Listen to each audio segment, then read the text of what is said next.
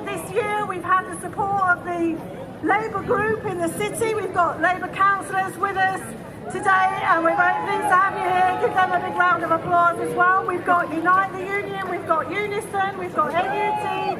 I would probably be doing a disservice trying to do that, actually, reading out all our sponsors. But as we go through the morning, I hope you all have some fun and enjoy yourselves and enjoy the speeches. And I'm going to keep saying this, keep moving to the right. Look at all that space over there towards the music stage. We really do want to let people in. We're here to say austerity is finished and the cuts must end. This disastrous experiment is past its use-by date. The government cuts have hit the worst, have hit the most vulnerable people the hardest. Women, pensioners, the unemployed, the low-paid, the disabled and carers. Austerity has entrenched inequality. We shouldn't be cutting social care, jobs or library hours. We should be cutting tax avoidance and bankers' bonuses.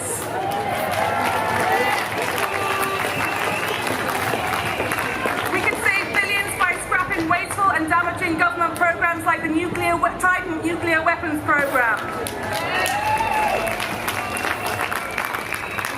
Instead, we could be invested in renewables, create good jobs while building a stable, sustainable future. The choice is there. We just need the political will to do it. It's a choice about the kind of country we want to be. Do we want to be a kind of country that rewards the richest and punishes the poorest? Or we want one that treats everyone equally and invests in the services that we desperately need. I'm proud to be co-chair of the People's Assembly to help lead a party that opposes austerity. We must be a thorn in the side of the Tory government, hell-bent on starving our most vital public services of funding. We must also be critical friends of those members of other progressive parties that are still there enforcing austerity measures on their communities. I am proud to be with you in this movement, and I'm proud to be in the Green Party who oppose austerity from the beginning and will do so till the end. Without any further ado, I'd like to introduce John Rees, who is a comrade from the People's Assembly. For every single day that this government remains in power, working people are paying the price.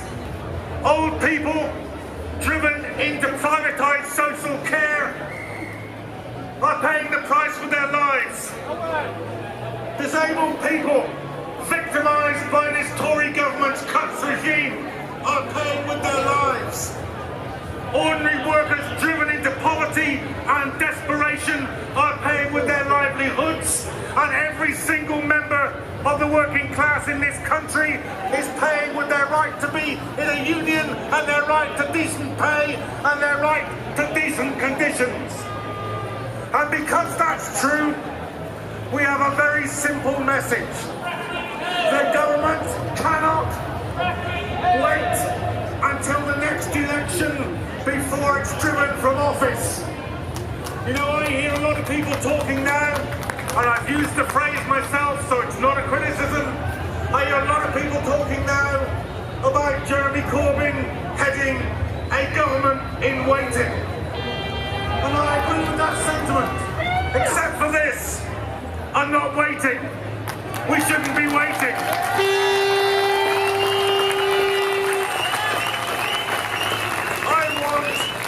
An alternative government now and no waiting. That's what we should be fighting for, and we should be fighting for it for this reason. It matters how the Tories fall.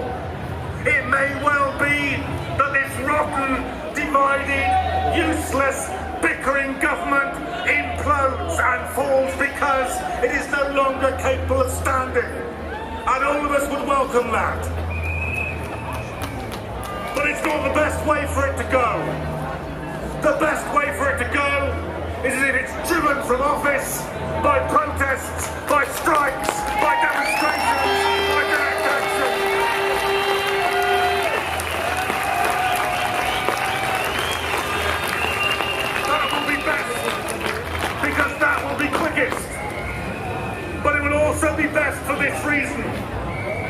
depends how the next government comes to power, whether or not it can remain in power. Because we all know that any anti-austerity, anti-imperialist government will be challenged by the corporations, by the civil service, by the banks, by the police, by the army.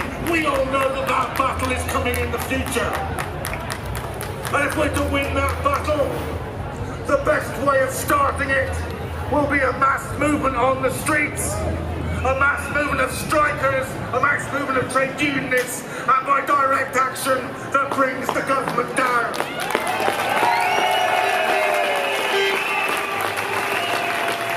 Because if that's what happens, then the next government will have that force, that army standing behind it on the streets. They will be the Praetorian Guard, which makes sure that the corporations and the banks can't pull down a radical government. So for our own sakes now, for our futures, stay on the streets, support the civil servants and the postal workers who are balloting for strike action, support McDonald's workers, support the rail workers striking this week. Stay on the streets, take strike action, keep fighting, solidarity.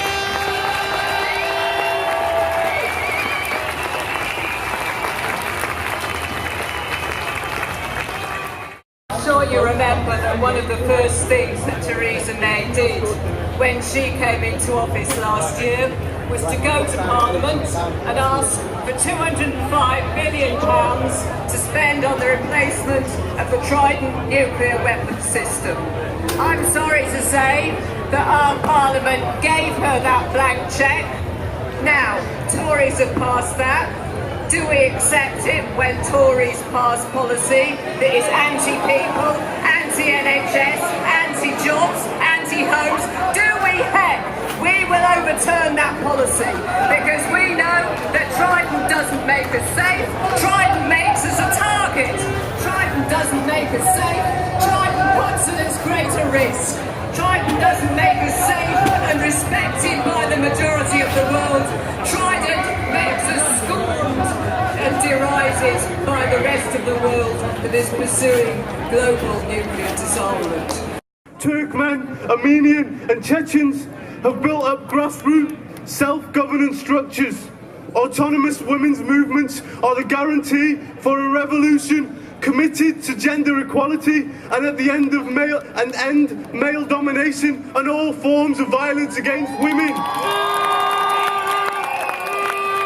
Whilst fighting against forces like the so-called Islamic State and against authoritarianism, patriarchy, nationalism and religious fundamentalism, the people of Rojava are setting the foundations of a free life by establishing a substance and solidarity-based economy.